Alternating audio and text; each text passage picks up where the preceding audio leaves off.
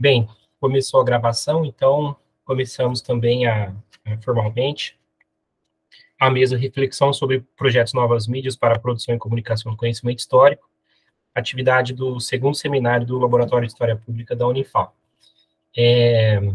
Eu queria saber se alguém já teve contato com o projeto, já ouviu dizer, conhece alguma das suas atividades, ou algum dos resultados das atividades do projeto. Fiquem à vontade para falar.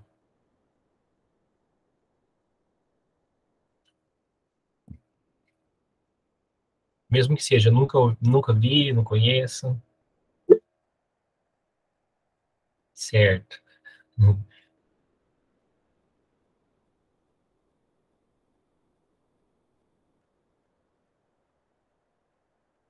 Ótimo, Gabi. O que que você conhece do projeto? O que que você já ouviu dizer dele? Se quiser usar o microfone, viu, gente? Fiquem à vontade aí, tá? Não tenham vergonha, não. Bom, professora, eu sei que vocês têm o site, né, com os conteúdos de história para divulgar para os professores, para eles poderem usar em sala de aula. Isso. E, se eu não me engano, você já comentou que vocês fizeram um livro infantil também. Isso. Isso mesmo, Gabriela. Então, você já teve contato com dois dos principais produtos, né, gerados pelo projeto, né? Então, eu vou fazer um breve histórico, assim, para vocês, de como que surgiu a ideia do projeto e por que que ele existe e qual que é o objetivo dele, né? Ah, eu, desde o final da graduação, eu, eu comecei a trabalhar com produção de material didático, né? Tanto impresso quanto digital. E, e junto com pesquisa em fazer mestrado e doutorado, e dar aula também, né, na educação básica, essa foi também uma área de atuação minha. E, essa minha relação com essa atividade de produção didática, ela sempre me gerou um incômodo, que foi o fato do mercado editorial ser voltado única e exclusivamente para os alunos, né? Não, em nenhuma das editoras que eu trabalhei, eu não era funcionário das editoras, né? Eu fazia material para elas, mas em nenhuma dessas editoras havia preocupação em produzir conteúdo, material para professor. Elas faziam, como é até hoje, né, material único exclusivamente para alunos, né? E, e o meu incômodo sempre foi o seguinte, né, pela minha experiência como professor, né? A gente ter sempre uma carga de trabalho muito intensa,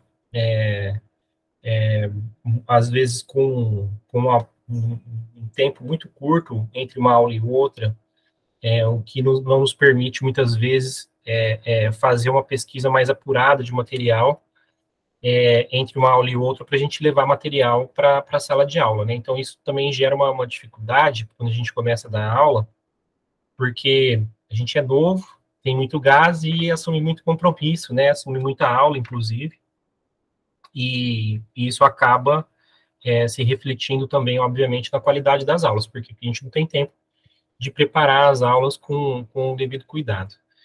E a internet, ela se mostrava, aparentemente, uma ferramenta útil para os professores resolverem esse problema de falta de tempo para encontrar material, né? Porque a gente acredita que o Google vai ajudar a gente ali, né?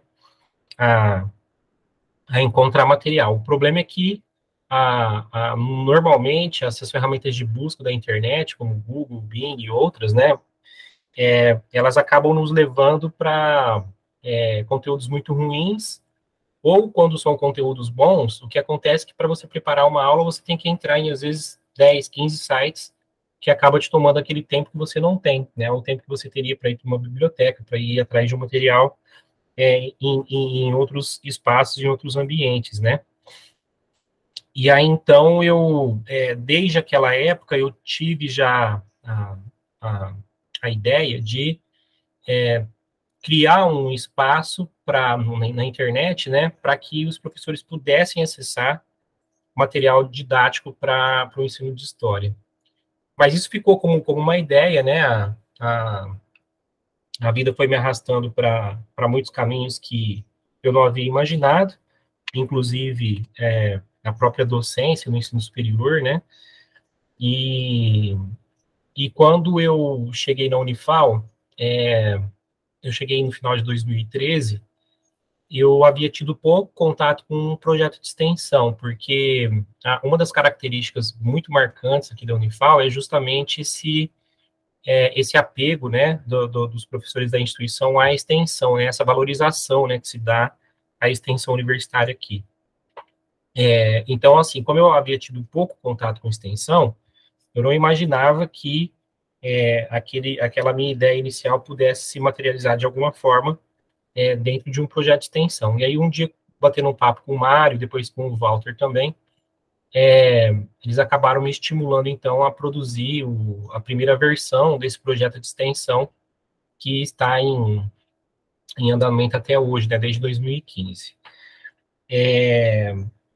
E eles acabaram, então, estimulando, e acabou dando certo, né, pensando, obviamente, aquela primeira ideia, né, que seria produzir um ambiente na internet para compartilhar material didático, que deu origem ao REMAD, né, que é o repositório de material didático para o ensino de história, que eu acredito que vocês devem conhecer, que é o que a Gabriela fez referência, né.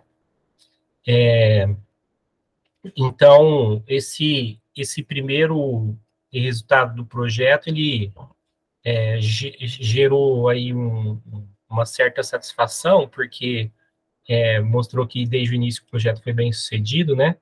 Porque essa plataforma ela é colaborativa, né? Ela está hospedada no servidor da Unifal, é uma página, né, dentro do site da Unifal, na verdade, e ali se concentra um acervo, né, de material didático e voltado para o ensino de história, que permite que professores de história possam selecionar previamente o material de acordo com o desejo deles para uma aula.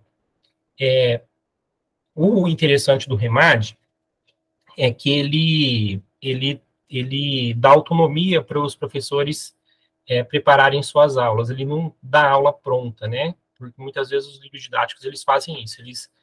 Eles condicionam a forma como o professor tem que dar aquela aula. Isso é muito ruim, porque obviamente tira a autonomia dos professores e também cristaliza, né, aquelas interpretações, né, em torno dos processos históricos, e a gente sabe que isso não é saudável para a nossa disciplina, né, justamente por ela ser um campo de conhecimento interpretativo, né, preciso muitas vezes até que dentro da sala de aula a gente explore diferentes interpretações sobre um processo histórico, né, para problematizar, para refletir e tudo mais.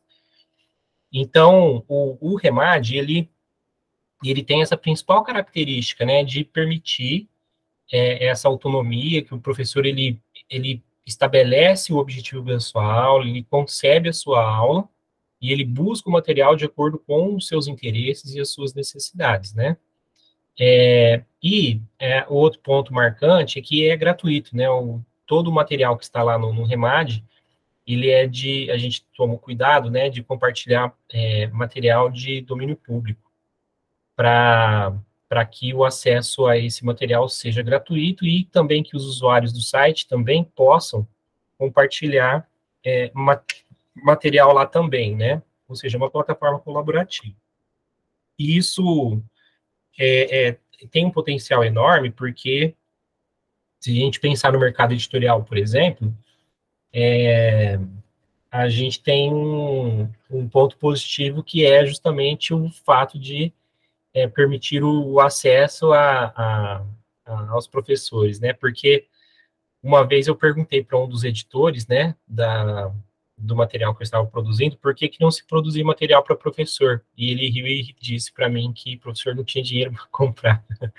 E, de fato, né, se a gente parar para pensar na remuneração de professor de educação básica, normalmente é uma remuneração que realmente não permite a aquisição de material, né, para trabalho. As escolas deveriam complementar, né, adquirir esses materiais, mas as escolas também não adquirem, né?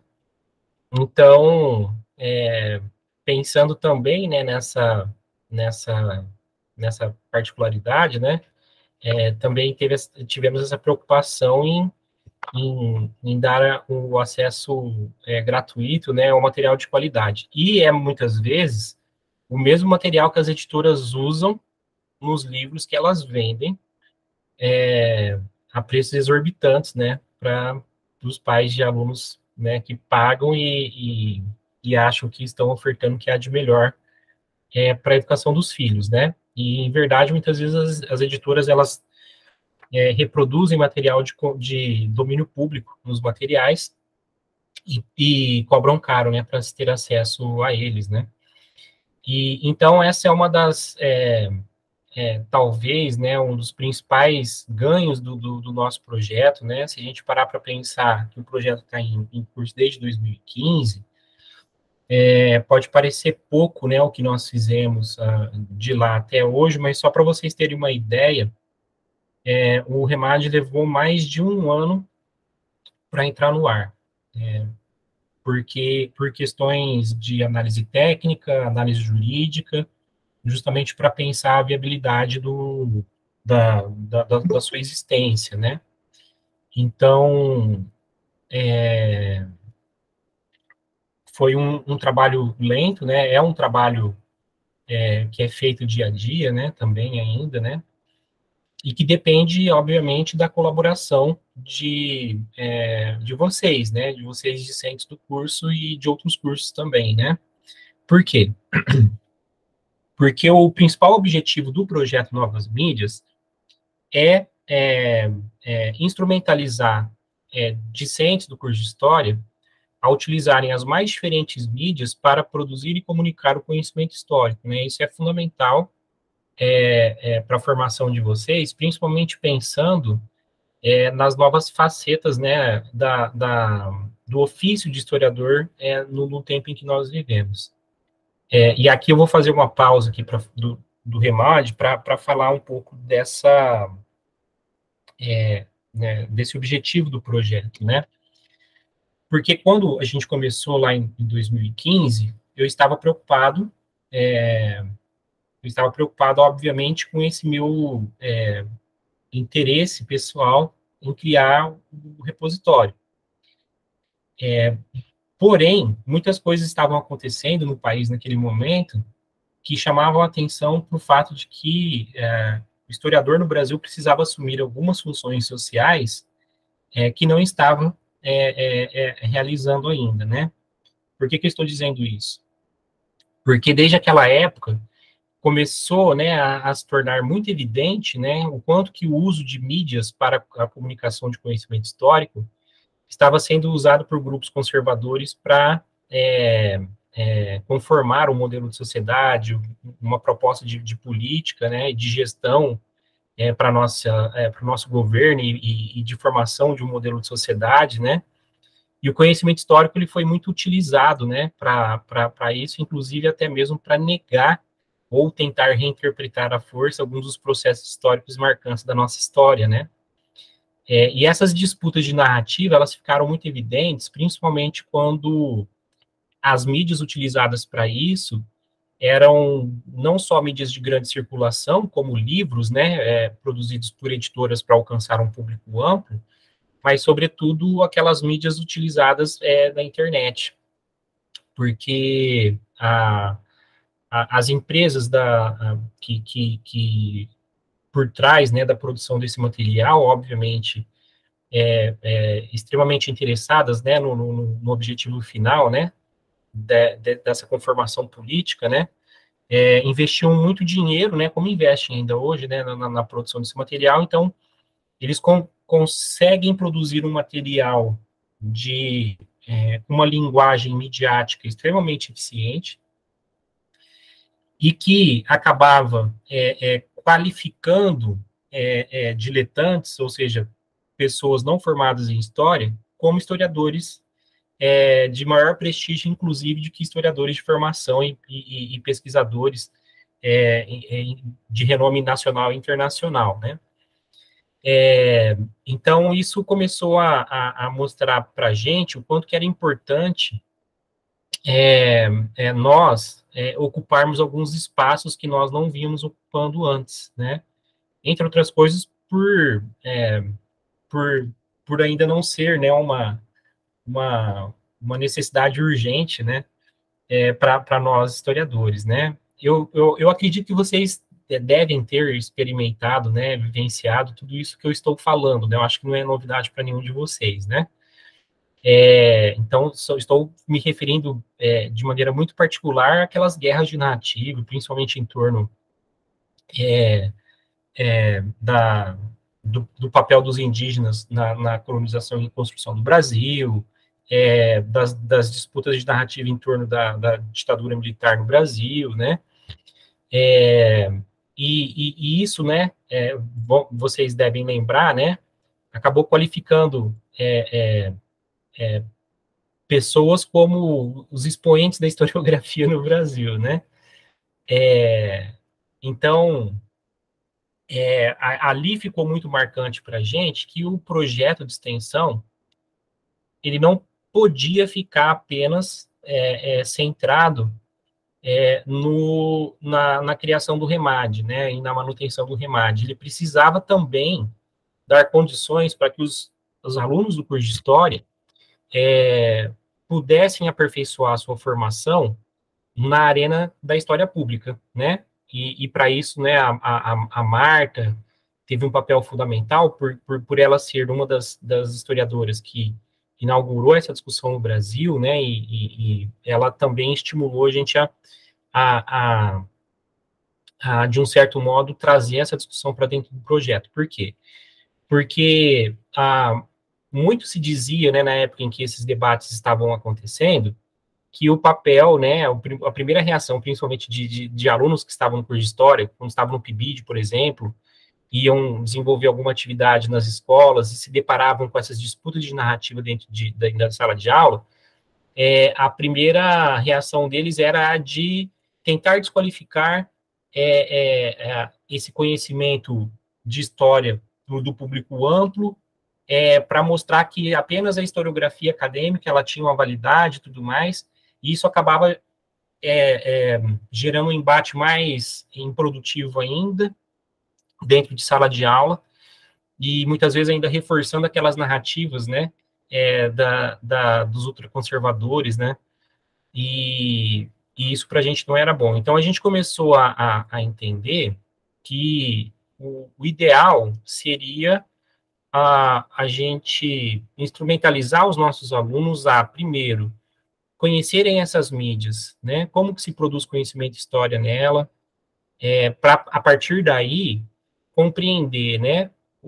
Quem está por trás da produção desse tipo de material, quais as suas intenções, o que nos dá condições de, em vez de tentar barrar a entrada desse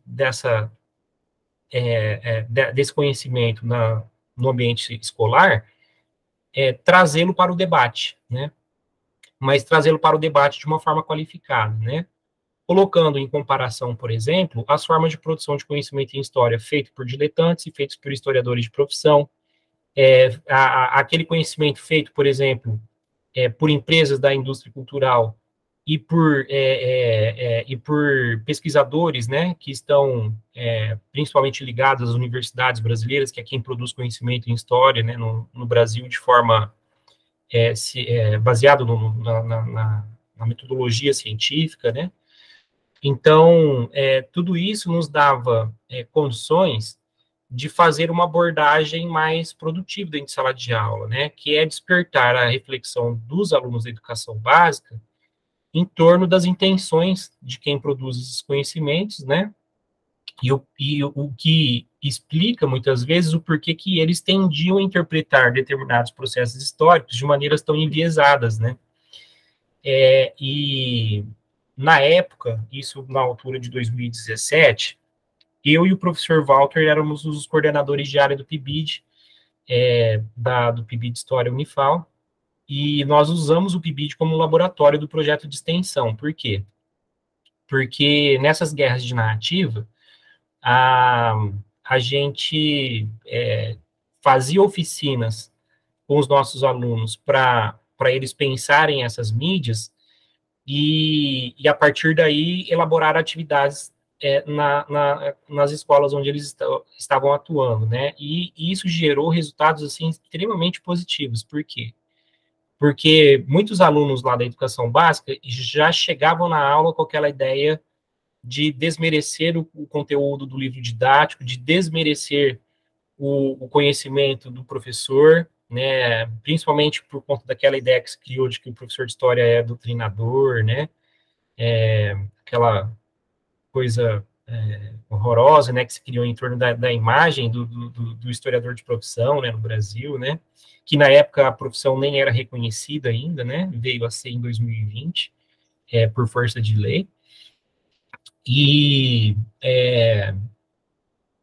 isso acabou gerando resultados muito satisfatórios, porque no momento em que esses alunos vinham com esse embate, a estratégia era, não, você trouxe um conhecimento prévio sobre o assunto que a gente vai discutir, ótimo, o que você sabe sobre isso? Então, o aluno expunha, a gente fala, ótimo, agora vamos identificar a fonte do seu conhecimento, né? De onde que você adquiriu esse conhecimento? Ah, foi no blog tal, foi no canal do YouTube tal, então tá bom, vamos lá, quem produz, como, por quê, para quem, certo?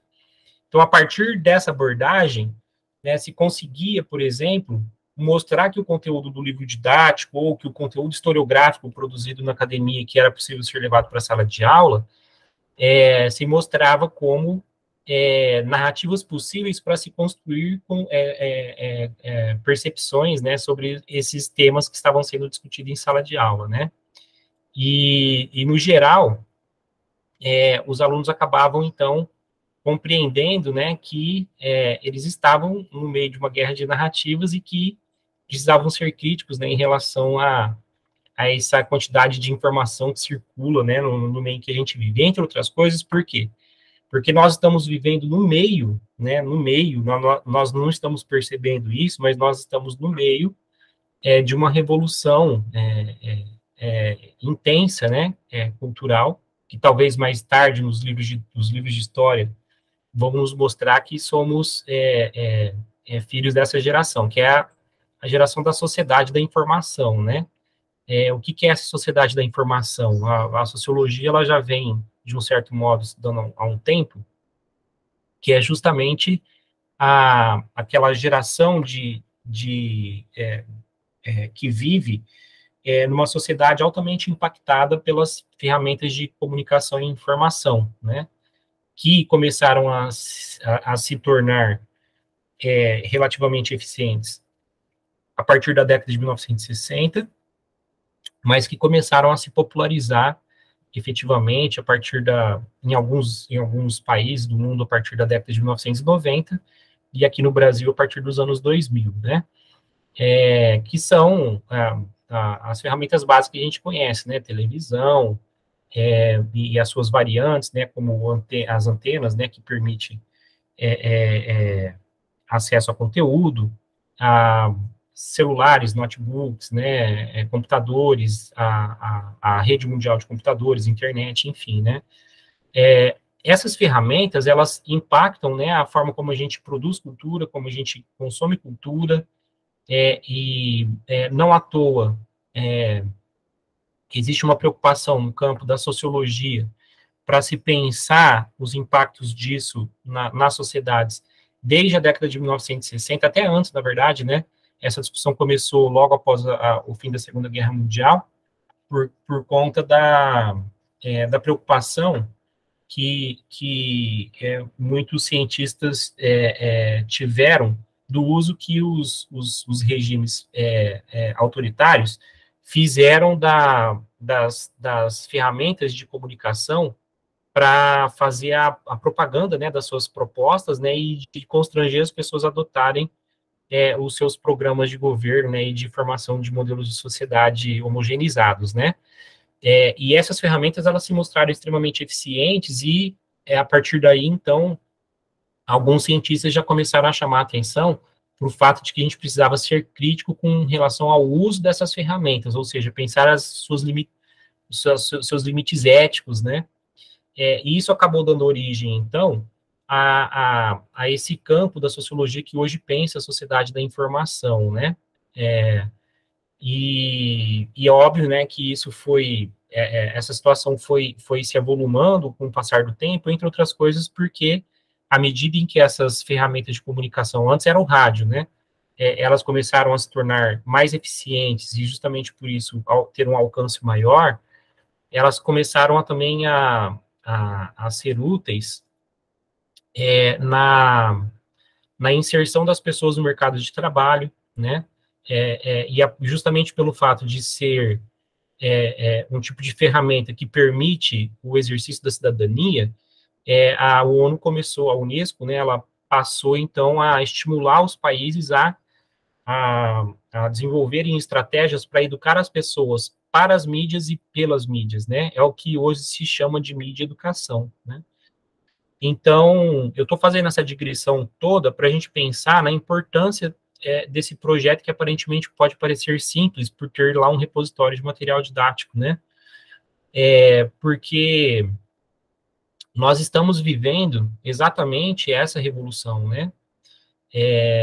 Ela pode não ser muito evidente, porque nós somos uma geração, eu não, né? Mas vocês são uma geração que já nasceram com o celular na mão, e pode não se dar conta de que essas ferramentas, elas, até pouco tempo atrás, elas não eram tão acessíveis assim, e nem tão populares assim. Então, a gente também não conseguia pensar quais os pontos positivos e negativos de se ter esse tipo de ferramenta no campo social, né? Então, os efeitos disso estão se tornando, né, estão sendo discutidos agora. Para o campo da sociologia, a discussão já vem sendo feita há algum tempo. No campo da educação, também, tanto que isso já originou um campo específico da pedagogia que se chama mídia educação, né, um campo de discussão, tá, de pesquisa, né.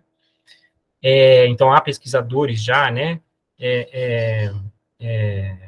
que vêm refletindo, né, sobre a necessidade de se educar pelas mídias e para as mídias. E essa discussão, ela vem se tornando extremamente urgente para o campo da história, né? Não à toa, na história pública, já desde a década de 1990, vinha se discutindo a chamada história digital, né? Que eu acredito que vocês já devem ter ouvido falar em algum momento da vida de vocês. O que vem a ser essa história digital, né? De acordo com a história pública, a história digital, ela era inicialmente a disponibilização de documentos históricos na internet, em função da dificuldade do acesso dos pesquisadores brasileiros de ir para o exterior para buscar fontes sobre a história do Brasil que estão esparramadas ao redor do mundo, principalmente na Europa, né, em Portugal, Espanha. Só que é óbvio que essa história digital, ela não se limitou a isso, porque à medida em que a internet ela foi também, né, ampliando, né, o seu impacto, né, no campo social e na forma como a gente produz e consome cultura, isso foi também impactando na forma como a gente produz conhecimento em história e também como a gente se relaciona com conhecimento em história. Não à toa, um exemplo disso eu já dei, né, dessa guerra de narrativas que se tornou muito evidente em 2017, em função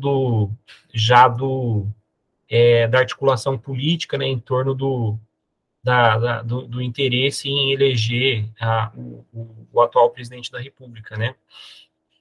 Então, esse movimento já vinha sendo desenhado, né, em termos políticos, e isso mostrou para a gente que essa discussão de história digital era fundamental, porque impacta diretamente na forma como a gente pensa o ofício de historiador, né.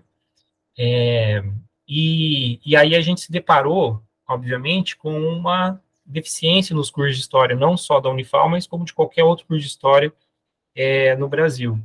Não havia disciplinas, ou como não há disciplinas de história pública, né?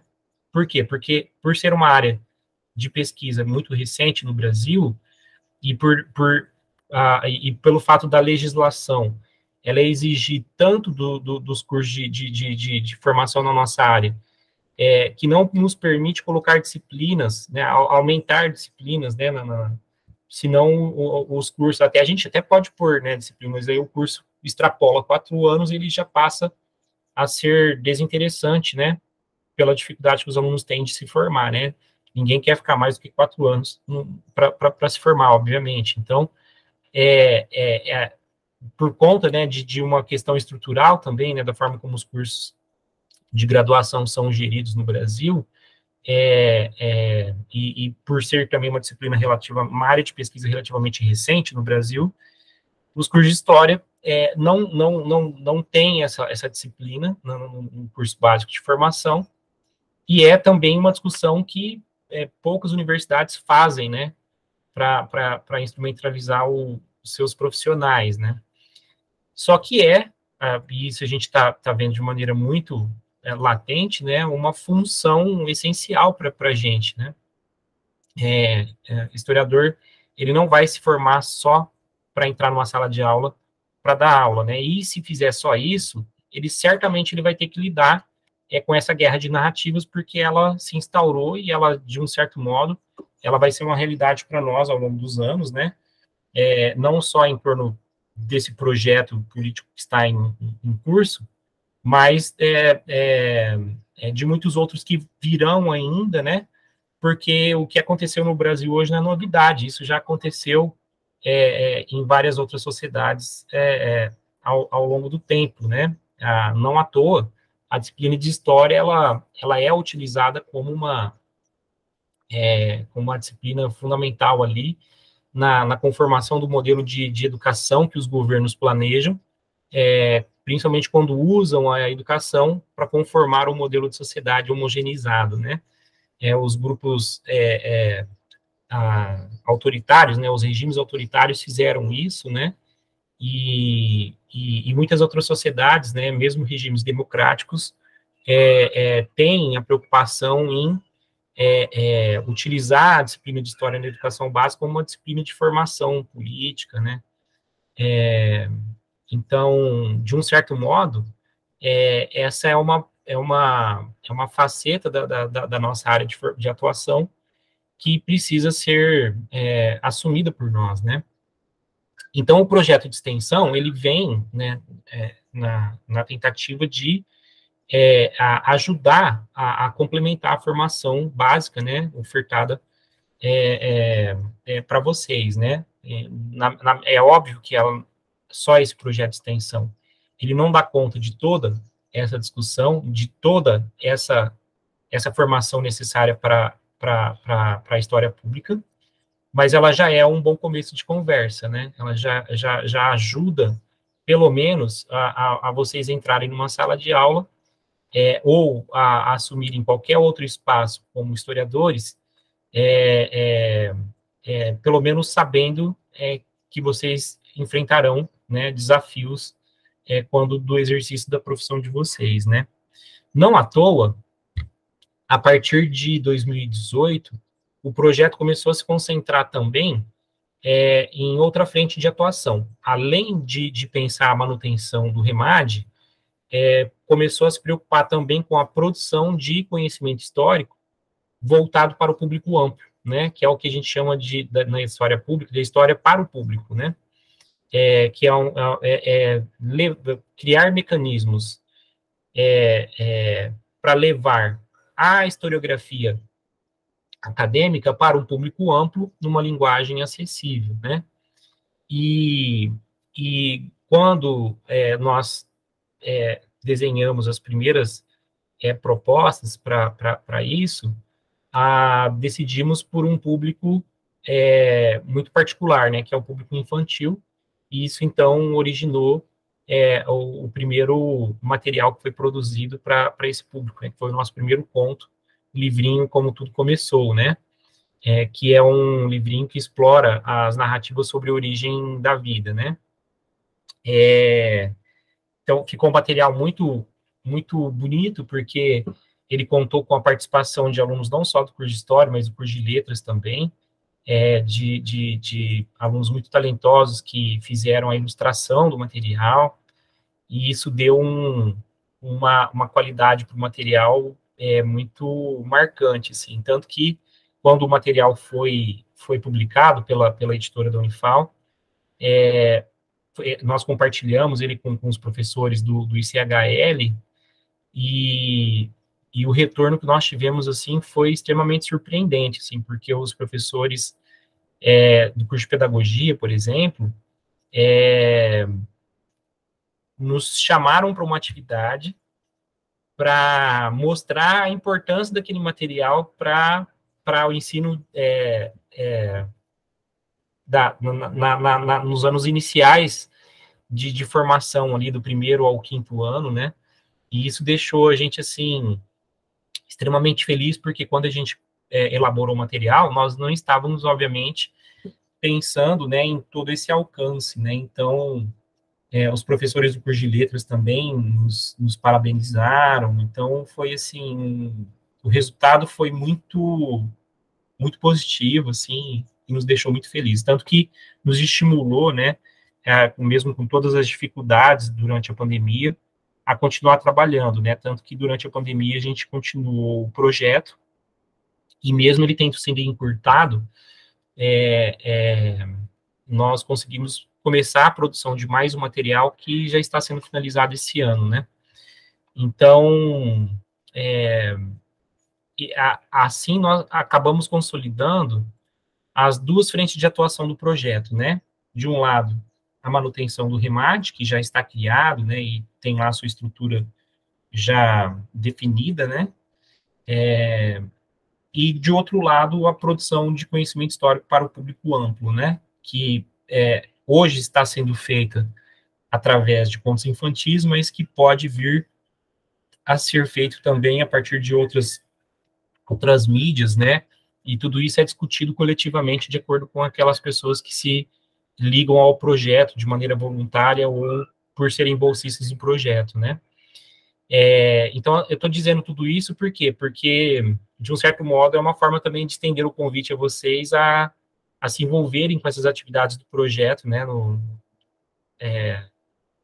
Ele foi submetido, né, ao edital desse ano, para o ano que vem, e se for aprovado, vamos dar continuidade às atividades do projeto. Agora, eu queria ouvir vocês, né, assim, eu já falei bem por cima, né, a proposta do projeto, dos produtos do projeto, né, e queria saber de vocês, assim, a impressão de vocês em relação ao projeto e às nossas atividades. Fiquem à vontade para falar.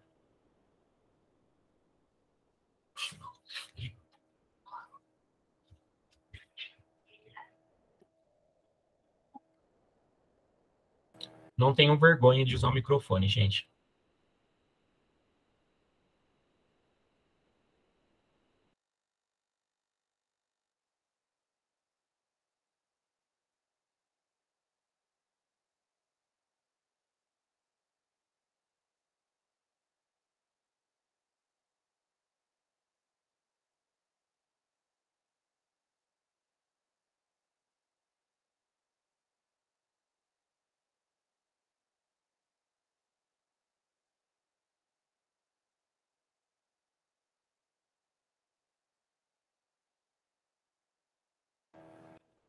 E aí? Só a Isadora tinha coragem de falar? Ela caiu a conexão dela.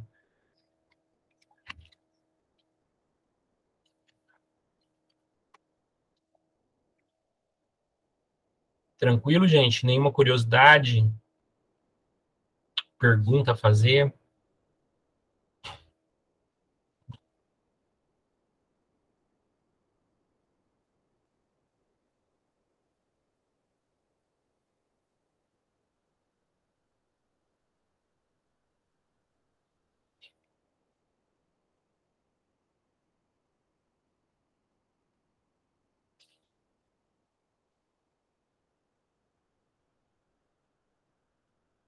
Só para constar, vocês estão me ouvindo, né?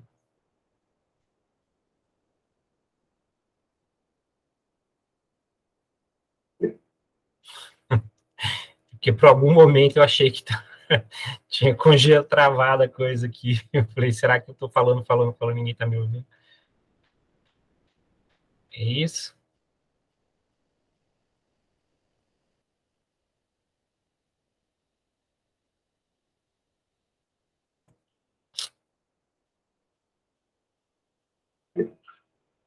Fica à vontade, Rafaela.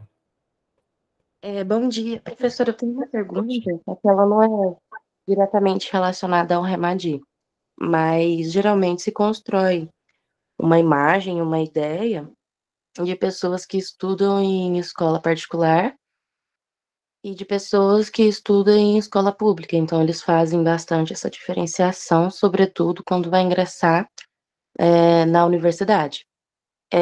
Nesse sentido, pelo menos eu e mais umas trocentas pessoas, a gente tem muito.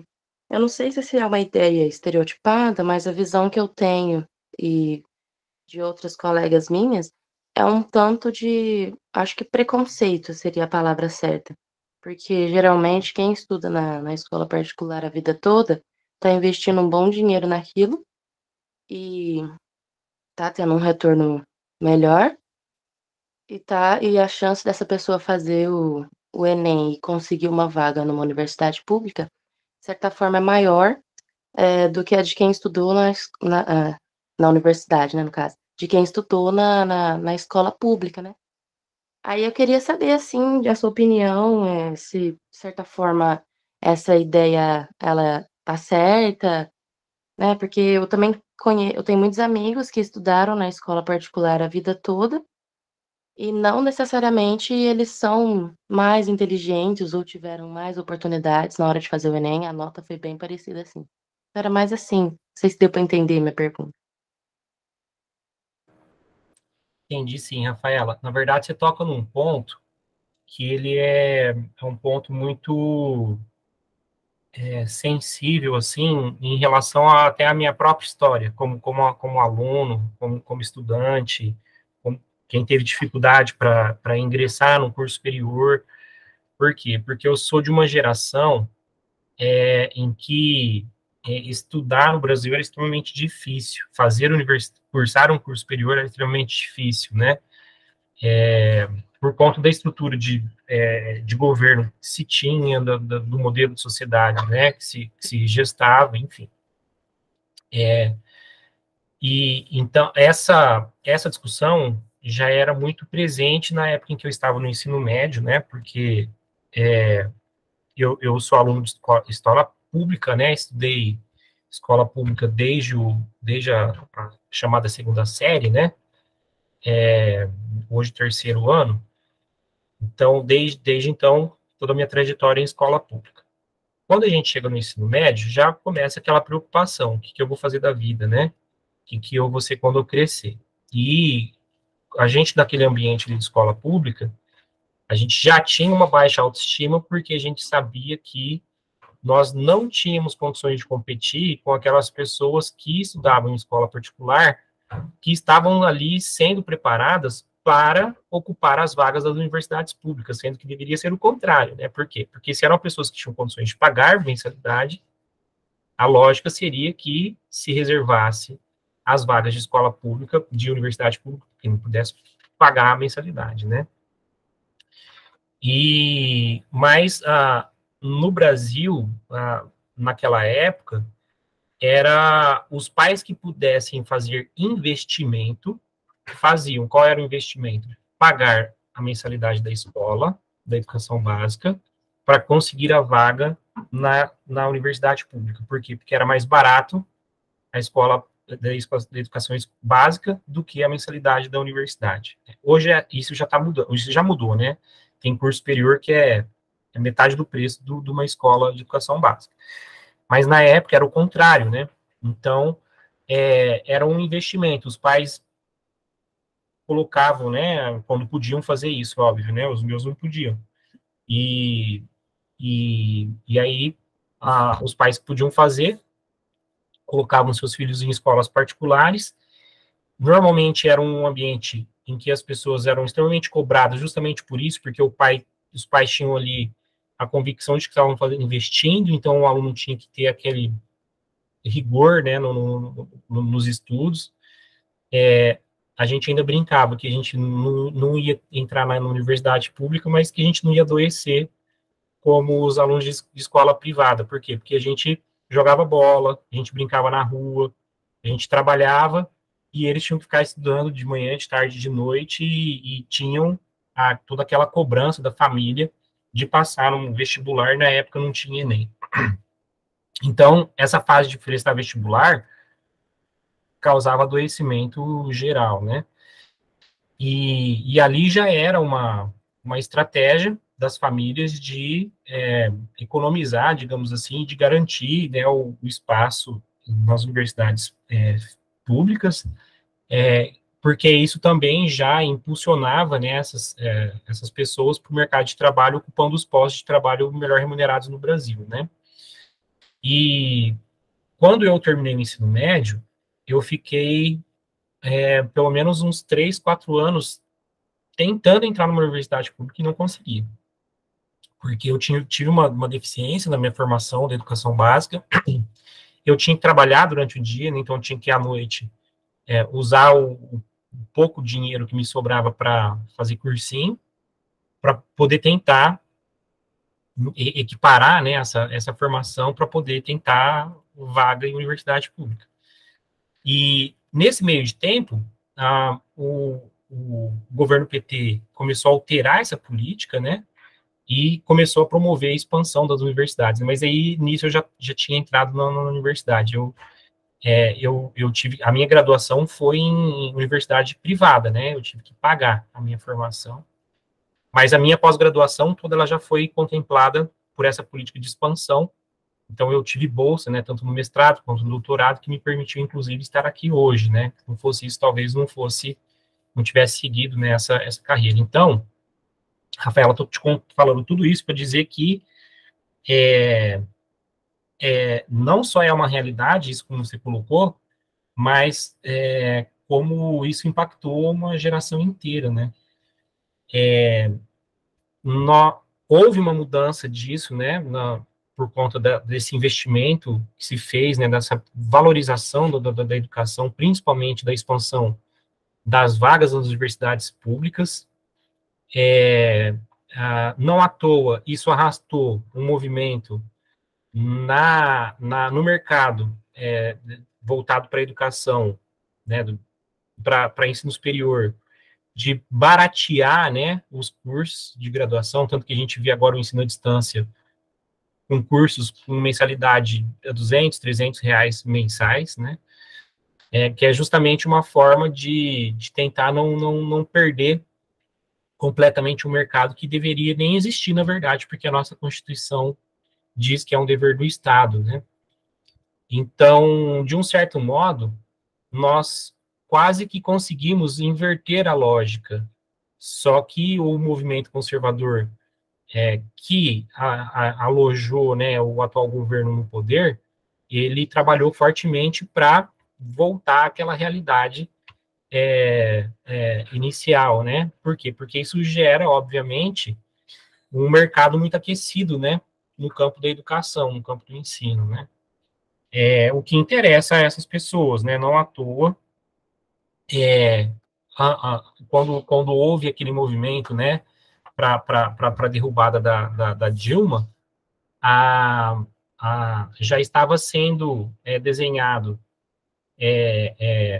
algumas reformas, né, como a reforma do ensino, como a reforma do ensino médio, de estabelecer novas diretrizes para a formação de professores no Brasil, a BNCC, né, criar um conteúdo único, né, para todo o Brasil, e grandes grupos que já estavam comprando não só universidades, né, para ofertar ensino à distância, mas comprando escolas. Aqui em Alfenas mesmo, alguns grupos compraram várias escolas, inclusive uma das escolas, o CRA, né, foi criado por alunos da Unifal, né, que se formaram na Unifal e a partir de um projeto muito bacana ali, criaram uma escola e o grupo veio e comprou, quer dizer, porque eles já estavam desenhando um modelo em que a gente voltaria a ter uma sociedade excludente, né, no campo do ensino e não usar a educação como uma ferramenta de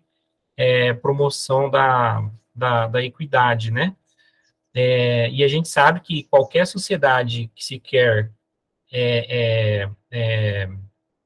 justa, que se quer forte, né, em vários campos, né, inclusive na própria democracia, né, ela promove essa equidade e a educação ela é a ferramenta essencial para isso, né? Então, não é à toa que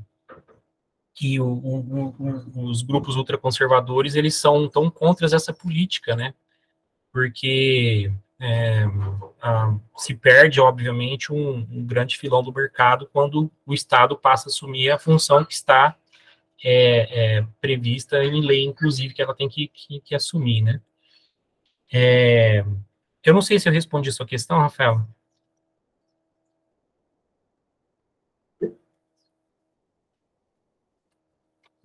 Então, tá bom. Eu acabei falando, fiquei falando um monte de coisa, né? Nem sei se era exatamente isso. Mas você falou de estereótipo, né? Não é estereótipo, não. É a mais pura realidade. Né? Nós, alunos de escola pública, a gente tinha compreensão plena, né, do que estava acontecendo e de quais eram os nossos, as nossas reais possibilidades, né? E não à toa, há muitos colegas que se formaram comigo no ensino médio e já nem mesmo nutriam o sonho de cursar em uma universidade. Eles já terminavam o ensino médio pensando, vou casar, vou trabalhar na oficina, eu vou trabalhar na fábrica tal, eu vou fazer um curso de tal para poder conseguir um emprego melhor, porque as fábricas, principalmente automobilísticas, né, se você fizesse alguns cursos de mecatrônica lá, básicos, né, você tinha uma remuneração melhor, então, normalmente, aluno da escola pública almejava esses caminhos porque iam conseguir uma remuneração melhor em fábrica, né? Mas falar, você é um professor, você é biólogo, você é geógrafo, isso para a gente era um sonho, era quase que uma utopia, né? Mas aí, volta e meia, apareciam uns doidos que queriam fazer um pouco mais, e enfrentar alguns leões, né? Eu fui um deles, né? Eu quero, vou um pouco teimoso, e tem que correr um pouco atrás, né? Mas no fim deu certo. É uma pena que tive que enfrentar tantos desafios, né? Mesmo a gente tendo um respaldo, né, da Constituição, que diz que tinha que ser o contrário, né? A gente não deveria ter essa preocupação, mas é algo que a gente precisa estar atento para que a gente lute o tempo todo, né? Para que não seja assim para as próximas gerações, né? Para que a realidade seja outra, né? Porque para que as pessoas que estejam na escola pública ao longo da educação básica, ela tenha a perspectiva de ser aquilo que ela quiser, né? E não necessariamente precisa ser um curso superior, desde que a gente tenha um modelo de economia que permita a pessoa escolher qualquer profissão e ter uma vida digna, algo que não é uma realidade no Brasil ainda hoje, né? Então, a gente precisa pensar também nisso, né, de maneira estrutural, né, os muitos caminhos que a gente pode tomar na nossa vida, né, mas se hoje no Brasil a nossa economia, ela mostra, né, isso são dados, né, estatísticos, né, de que a remuneração no Brasil, ela aumenta de acordo com a sua formação escolar e acadêmica, né, então a universidade ela ainda acaba sendo essencialmente o caminho fundamental para também a melhoria das condições de vida, né, das famílias, né? Então é algo que a gente precisa lutar para que nós tenhamos sempre acesso, né, ao sair da escola, da educação básica, poder entrar na universidade pública, né? Mais questões, gente?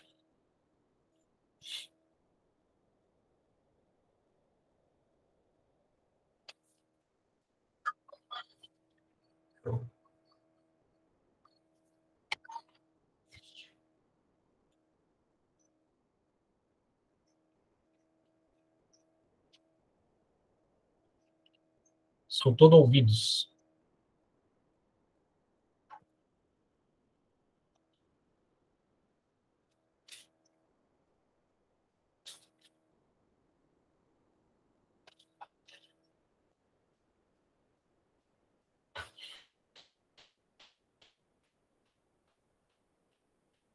Nada mais? Eu já estou falando aqui há 1 hora já. Você já deve estar cansados de me ouvir.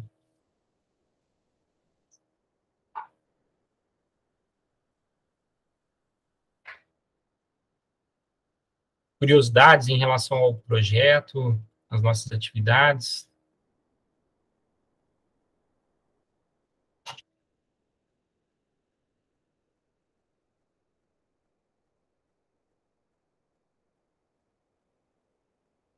Não mais? Encerramos, então?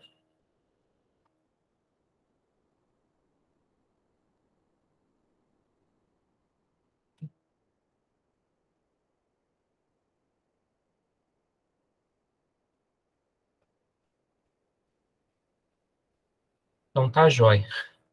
Eu acho que a gente pode encerrar, então, né? Gente, obrigado, viu, pela presença de vocês, pelo interesse, pela atividade.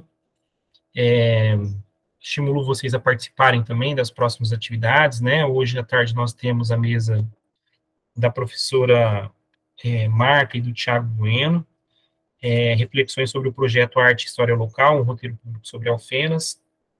E à noite temos a mesa da Semana de História, Vida Universitária, Desafios e Possibilidades, que vai ser ministrado pelo professor Rafael Cebrian, com apoio do Centro Acadêmico, tá bom? Se puderem acompanhar as atividades, vai ser muito importante para nós, tá bom? Mais uma vez, meu agradecimento. Sem problema, Adriane, agradeço por ter vindo, viu? Sim, Rafaela. Para esse ano, nós já encerramos as atividades, né? Mas o ano que vem nós começamos em março. Aí eu faço a chamada, né? Para as atividades, para voluntários e para bolsistas. Gente, se o projeto for aprovado com bolsa, também faço a chamada para fazer a seleção de bolsistas também, tá bom?